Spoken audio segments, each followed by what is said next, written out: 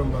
Então assim, nasci no samba, vim do samba de roda, o samba que botou de comer na minha mesa muitas vezes. Todo mundo sabe que eu já tive dia de não ter café da manhã para tomar, né? E foi justamente o samba. Isso eu estou falando só da parte de sobrevivência. Fora o prazer, a honra de poder ter nascido com um dom e poder ter o reconhecimento do público, né? Fazer música e fazer samba, né?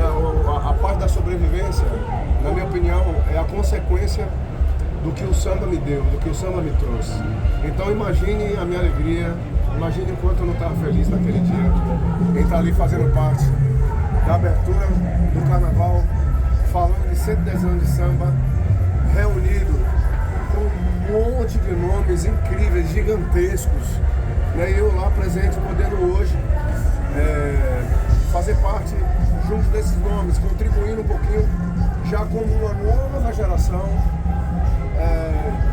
que chega representando também o nosso samba da Bahia e brasileiro. Isso para mim é inexplicável, assim, sabe? Eu ainda, a ficha não caiu, tomara que não caia. Tem uma coisa que o Pericão sempre me fala, eu acho fantástico, eu acho isso uma aula, é muito importante, inclusive os colegas, amigos que estiverem assistindo a gente, aprender isso também. Porque o Pericão é tão simples, ele convive tudo. Agora, por exemplo, ele está fazendo show fora, mas ele está lá em casa. Quando eu vou para São Paulo, eu fico na casa dele. Aí tá a esposa dele, tá a filha dele, enquanto ele viajou para fazer show, mas estão lá em casa. E aí de vez em quando eu olho para ele, tudo que Peri quiser, principalmente ele é um dos meus primeiros ídolos.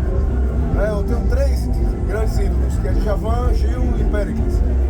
Então às vezes eu estou na mesma mesa, às vezes o Péricles está me servindo ou está lavando os pratos lá em casa, porque ele gosta de fazer essas coisas. Cara, é um negócio tão difícil de entender. Aí às vezes eu paro com ele, eu já falei isso umas 4 vezes para ele, conversando. Ó, negão, você tem noção do seu tamanho, você tem noção do que você é, do que você representa, do que você canta, você tem noção? Aí ele fala, vou te dar um conselho, melhor a gente não ter. E ele tem razão, é melhor a gente não ter, cara, sabia? Então assim, às vezes as coisas estão acontecendo, a gente está perto de gente, está tudo grande, e a gente não tem essa noção.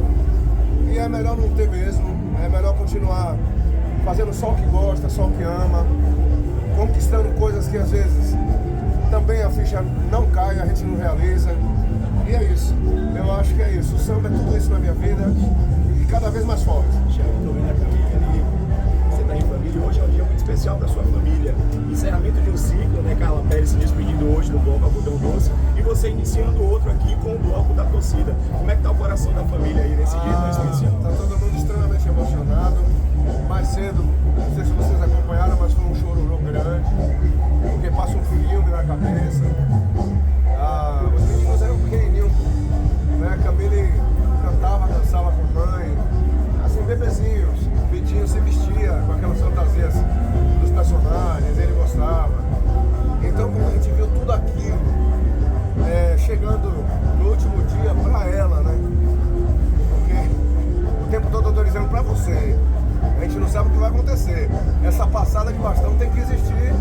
Eu acho que o pipoca doce ou o algodão doce precisa se manter para as crianças de Salvador, da Bahia, precisar e continuar tendo um lugarzinho para brincar, além de outros lugares que tem, como tem o rap, como tem outros blocos. E é um cantinho deles, porque eu, na minha opinião, e não só como marido, para mim o algodão doce, a pipoca doce, ele é o maior de todos que existe. Então assim, uma coisa se acabar e parar de uma vez, na minha opinião também não tem como. Então, esses dias a gente conversando, ela ficou muito quietinha, introspectiva, não quis falar muito sobre isso, porque sempre chorava. Ela disse, na hora certa a gente conversa sobre isso. Eu digo, certo, porque eu já estou cheio de pensamentos. Ela disse, pô, você não precisa deixar de ser madrinha. Né? Você pode não estar lá, não cantar, mas você não precisa deixar de ser madrinha. Você pode não ir, não cantar, mas você é madrinha. Tem uma sugestão para quem poderia passar esse bastão?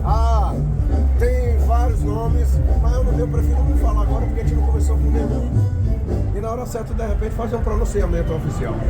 Xande, fala sobre o bloco de hoje, é justamente um novo elo entre Xande e Harmonia, possíveis fãs. É um novo elo. Quando surge a carreira solo, surge aí várias mudanças também. E o bloco que primeiro era meio seu, que depois virou daquele jeito, agora com uma estrutura nova, uma nova filosofia assim, de carreira, de vida, tudo que eu tenho mexido, tenho modulado, aí nasce o Bloco da Torcida, que é um nome que eu sempre gostei.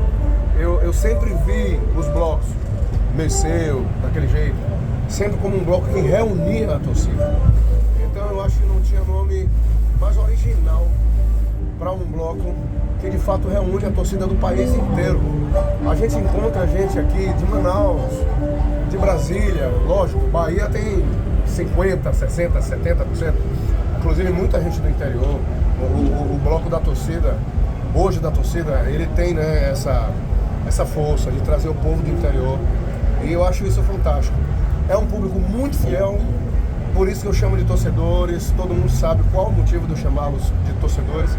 É um povo que tatua no peito mesmo, o H, hoje ele tatua o XH, né? É tipo os chicleteiros, os timbaleiros, é o que eu sinto que a gente tem, assim, é muito forte. Então, para mim é um novo momento, para mim é uma estreia do Bloco da Torcida, porque o nome, de fato, é um nome novo.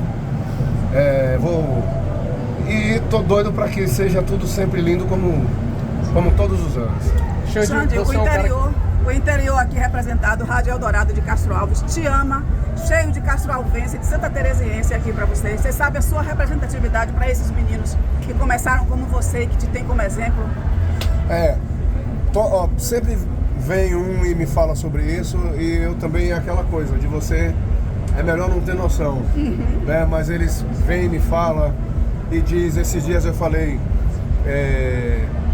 o próprio Zal, né, que acabou virando uma campanha imensa, mas é um menino que está começando. Hoje, por exemplo, eu vou oficialmente cantar a música que nós gravamos, começar a cantá-la hoje, já no carnaval oficialmente. Cantamos ontem, mas hoje eu diria que é oficial, porque hoje ela está toda arrumadinha, está toda certinha, ensaiada.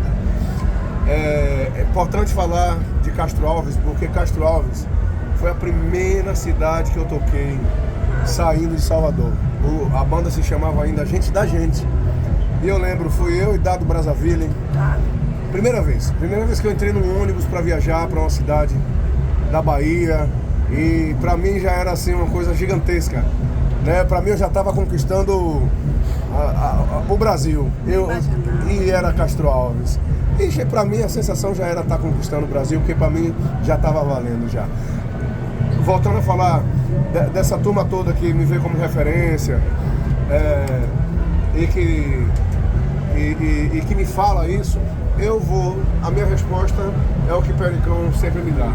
Eu prefiro não ter essa noção, eu prefiro continuar sendo, eu prefiro continuar não sabendo. Xande, você sempre fala de um pagodão massa, um pagodão sem xingamento, um pagodão pra família, um samba pra família. E eu queria saber de você como é que você tem visto as novas gerações tratarem esses dois ritmos musicais, tanto o pagodão quanto o samba. Como é que você vê hoje a cena do pagodão, sendo que você sempre levantou essa bandeira de um pagodão família, Sim. Um pagodão dançante, como é que você vê hoje essa cena? Olha, primeiro é importante dizer que o pagodão que eu faço é o pagodão que eu sempre fiz, desde o começo da minha vida, até antes de ser Harmonia do Samba. A música algumas que vocês conhecem aí, como Pegando Fogo, que eu acabei de regravar agora com o filho de Jorge. E ver a avenida pegando fogo, começar a sua... Essa música eu fiz, eu tinha 16 anos. Então, é algo muito orgânico, natural meu, e é uma identidade muito forte minha. Esse tipo de som, esse tipo de música. Eu não sei cantar outros tipos de música, né? Eu não sei fazer. Quando as pessoas acham que é puramente moralismo, eu simplesmente não sei fazer, pô. Eu não sei cantar outras coisas. Eu não me sinto bem, eu não sei fazer. E quanto a quem faz, eu falei isso outro dia, falei pra Dinho, numa entrevista que eu dei a Dinho. Esses meninos, eles nasceram dentro disso. Muitos deles estão procurando só o que comer também. Eles estão em busca, às vezes, só da sobrevivência. Muitos não têm nem o domínio da sua própria carreira. Isso é muito comum. No meu início também era assim. Muitos me falam pra mim, dizem, Xande, eu gostaria de fazer algo limpo. Essa é a palavra, né, que se usa. Eu gostaria de fazer algo limpo. Eu adoraria fazer, mas não me deixe. Eu vivi isso demais. Eu vivi interferência de gravadora, eu vivi interferência de empresário, eu vivi muitas interferências que se eu deixasse e se eu não tivesse peito de enfrentar e de dizer, não, eu sou isso aqui, eu faço isso aqui, eu gosto de fazer isso aqui, me sinto bem fazendo isso aqui. Se eu não fizesse isso, talvez nem aqui eu tivesse mais. Então, eu não critico eles, mas eu sempre oriento de que é importante eles tomarem cuidado para que eles não sejam uma coisa descartável, algo que se faz aqui e acabe um mês, acabe em 2 meses, que não pode ir na TV, que não pode tocar na rádio, que não pode. Então assim, eu dou sempre esses conselhos a todos que me pedem, basicamente aí.